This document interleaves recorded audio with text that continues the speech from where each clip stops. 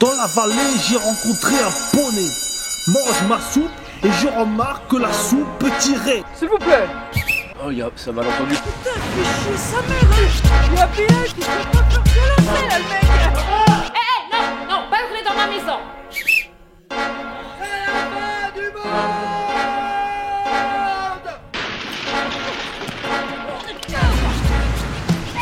Je sais pas, moi je couche pas avec, il est parti, hein, qu'est-ce que tu veux que je te dise?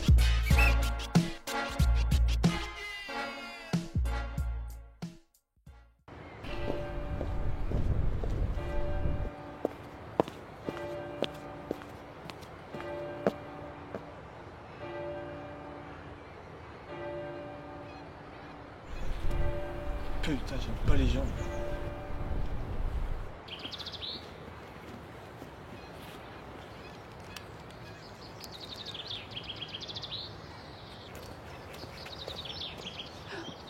Bonjour madame la commissaire. Vous avez pas été suivi? Je ne pense pas. Mais vous savez bien que les pistaches se mettent à jeter, maître Larry. Fort bien madame. Putain, j'en ai ras-le-bol de ces gens, de ce vieux là qui me parle de sa vie, de ces connards. C'est quoi?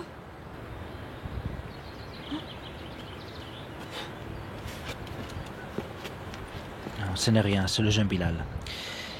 Vous avez pu apporter quelques preuves? Parce que, comme vous le savez, sans preuve tangible, on ne peut pas faire grand-chose. Oui, bien entendu. Je vous ai apporté quelques preuves dont Mme Cindy Thompson est accusée. Chantage, pot de vin, cela devrait suffire à l'inculper et surtout démontrer que toute cette politique n'est pas légale. Je vois. On a dit qu'il m'a envoyé quelques photos. Vous avez de ces nouvelles depuis? Vous m'aviez dit qu'il ne répondait plus à vos messages. Vous pensez ce que je pense? Je ne sais pas. On a dit qu'il a pris quelques risques. Je crois qu'il a été enlevé par la bande du mafia Antonio, mais ce ne sont que des suppositions. J'ai entendu que Don Luciano était en tout cas fort occupé avec son petit copain.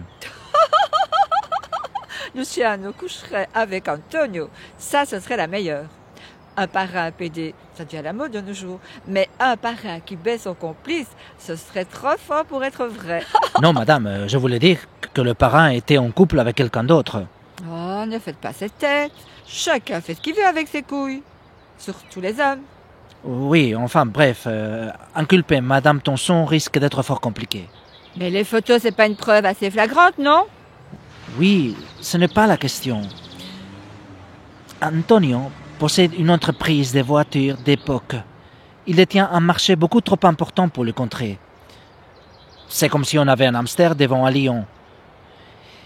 Il nous faut une preuve sur le feu pour le coincer. Un enregistrement téléphonique, ce serait parfait. Mais malheureusement, ces lignes sont trop bien protégées. Mais ça, c'est pas un argument, un indice, un témoignage évident qui prouve que toute cette histoire n'est qu'un mensonge vérifiable. Je croyais que vous pouviez m'aider, maître Larry. Écoutez, je vais consulter auprès de mes supérieurs. Monsieur Corneli ou Monsieur Poms, peut-être, pourraient me conseiller auprès de cette affaire. Monsieur Corneli a toujours voulu coincer Antonio et ses complices. Même si nous avons le bout de la ficelle, on n'a pas toujours la certitude d'arriver au bout de la cheminée.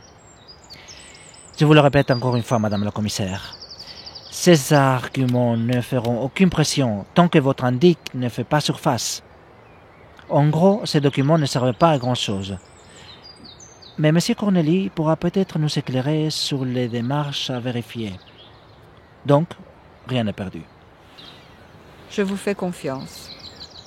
Et comment va votre jeune mari, qui était d'ailleurs commissaire suite à l'affaire Saugerie Boucher, le dangereux psychopathe, et qui a d'ailleurs démissionné suite à... Suite à une convalescence, mon mari était fatigué, il a dû se reposer. Cette histoire l'a anéanti, Géry devenait incontrôlable. Quand un malade se fait passer pour n'importe qui, sans que l'on remarque quoi que ce soit, ça peut vous toucher. Mon mari a fini à l'asile après ça, pauvre de lui. Espérons qu'il se rétablisse. Je vais quand même remettre ces documents auprès de M. Corneli.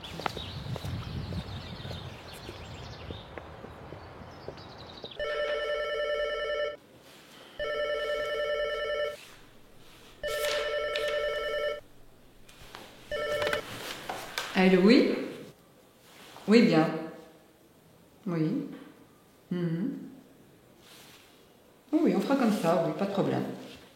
On fera comme ça. Mhm. Attendez une minute.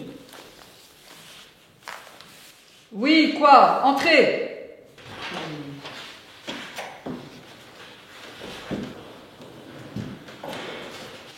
Bonjour, madame la commissaire.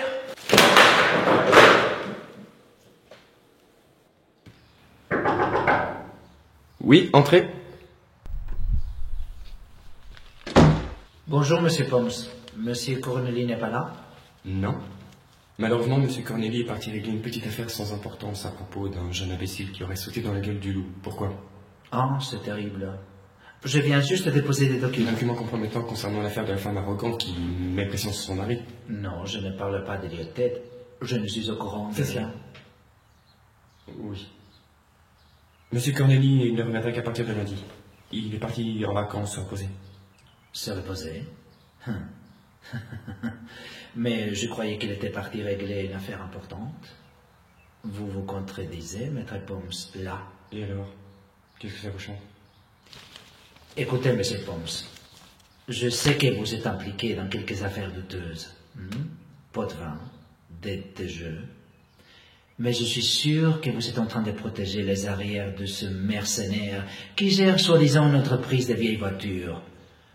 Que vous trafiquez avec des femmes, que vous couchez avec juste pour leur argent. Vous êtes une espèce de pute sans scrupules.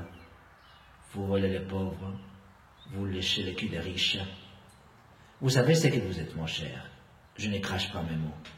Vous êtes une grosse merde. Et tôt ou tard, je finirai par vous coincer. C'est cela, oui. Mais en attendant, retournez dans votre petit bureau miteux.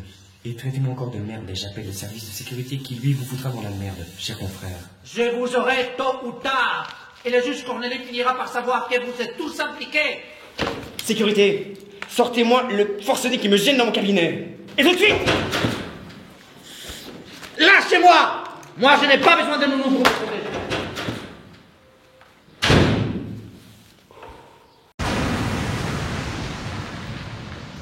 Dans la vallée, j'ai rencontré un poney. Mange ma soupe et je remarque que la soupe peut tirer. S'il vous plaît. Oh, c'est malentendu. Putain, fais chier sa mère. Il y a bien qui sait pas faire violence, là, le mec. Non, non, pas entrer dans ma maison. C'est la fin du monde.